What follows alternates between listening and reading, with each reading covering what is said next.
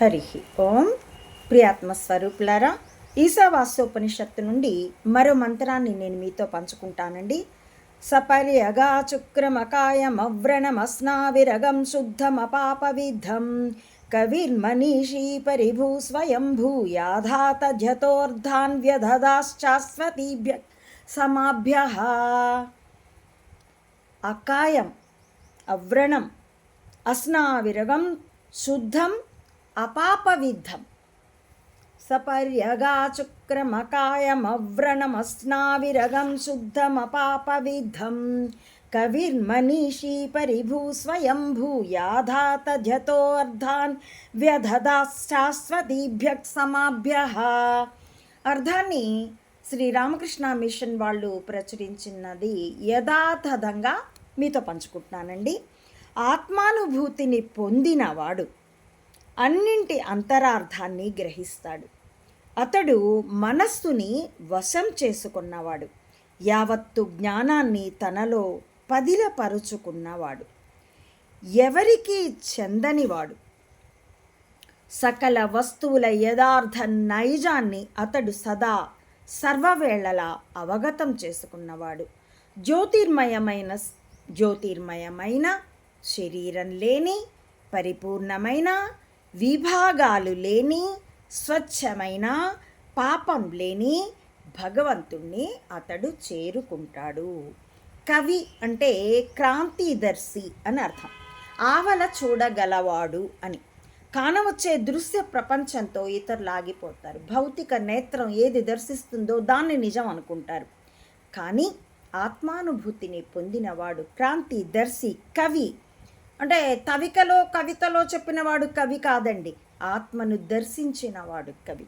అటువంటి వాడు ప్రతి దృశ్యానికి వెనక తొణికిసలాడే భగవంతుని ఉనికిని చూడగలడు. మనిషి అంటే మనస్సుని వశం చేసుకోవడానికైనా బుద్ధిని కలిగిన వాడు. అందుకే మనిషిని బుద్ధిజీవి అని కూడా అంటారు. కఠోపనిషత్తు అయితే మనస్సు అనే కళ్ళాన్ని, ఇంద్రియాలనే గుర్రాలకి కట్టివేయబడినటువంటి మనస్సు అనే కళ్ళాన్ని పట్టుకున్నవాడు సారథి, బుద్ధి సారథి. మనం అసలు బుద్ధిని ఉపయోగించాం కాబట్టి ఇటువంటి వాడు మనస్సుని బుద్ధి చేత వశం చేసుకోగలిగే సామర్థ్యం ఉన్నవాడు అని శ్రీ వేదాంత దేశికులు కూడా అంటారు. మానస ఈచిత్రి బుద్ధిర్మనీషా తత్వాన్ మనీషి. కాబట్టి మనస్సుని వశం చేసుకునే బుద్ధి కలిగిన వాడు విభాగాలు లేనిది, పాపం లేనిది అయినా ఆత్మని తెలుసుకుంటాడు. అటువంటి వాడు ఎవ్వరి మీద ఆధారపడడు, దేనికి చెందడు. ఎంత స్పష్టమైనటువంటి ఒక చక్కని భగవత్ స్థితిని, సచ్చిదానంద స్థితిని మనకి ఎంతో చక్కగా పరిచయం చేస్తుంది ఈశావాస్యం.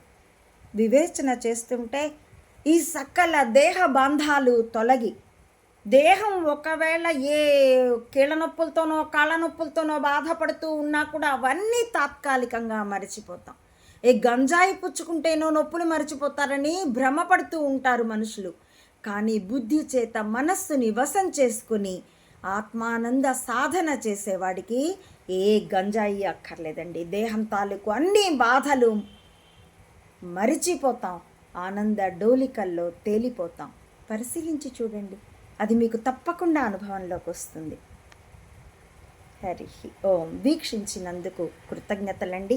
ప్రచారించవలసిందిగా అర్థింపు కూడానండి. హరి ఓం.